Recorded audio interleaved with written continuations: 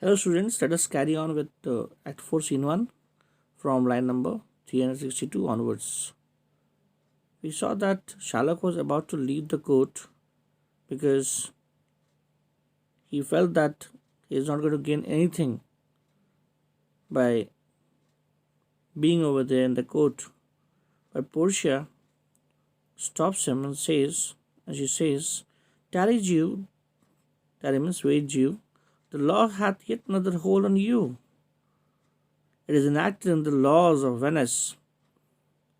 If it be proved against an alien means a foreigner, a person from different community other than Christian, that by direct or indirect attempts he seeks the life of any citizen, the party against the which he doth contrive means plot, shall seize one half his goods, the other half comes to the privy coffer, that is state's treasury, and the offender's life lies in the mercy of the Duke only. Offender over here, offender's life, the one who plots against a Christian, against a citizen, life lies in the mercy of the Duke only, against all other voice. That means there can't be anybody who can challenge the Duke or try to influence the Duke. The Duke is free to take decision in that respect.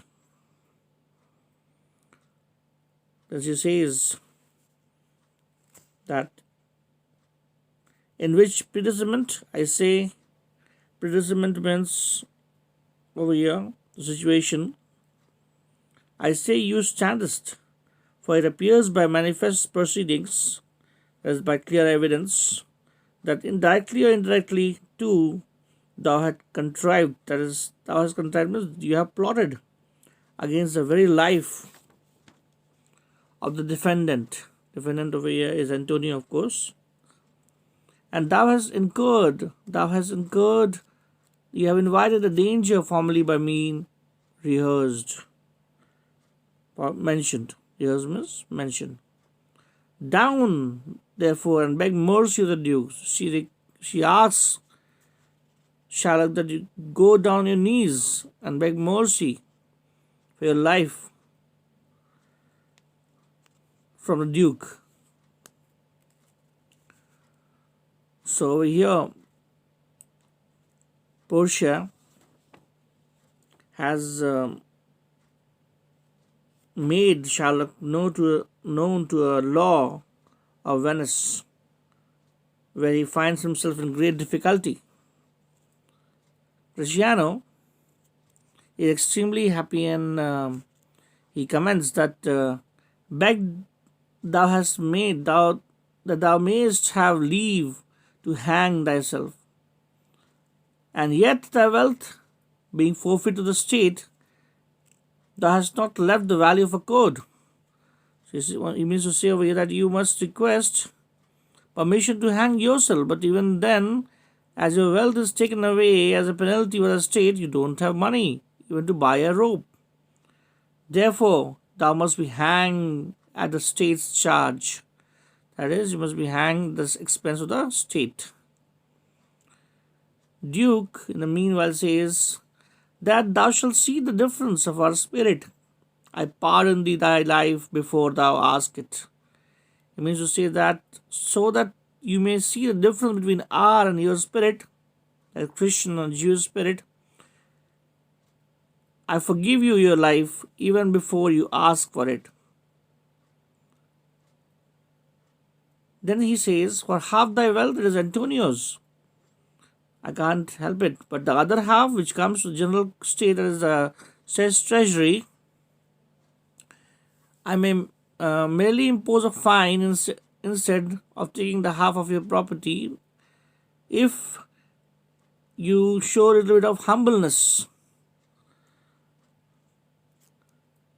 Then Portia says, I for the state, not for Antonio. So she clarifies, or rather explains Duke's speech clearly and says that whatever Duke is telling, it is just about half of the property which has come to the state and not the property which has gone to Antonio. Shylock is utterly disappointed over here, and he says that, "Nay, take my life and all, pardon not that. You take my house, when you do, take the prop and pillars."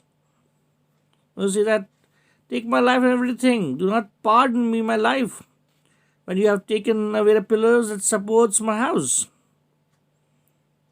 That is the means of his livelihood they have taken. So he's saying that how I'm going to survive. You take my life and you do take the means whereby I live. So he says over here that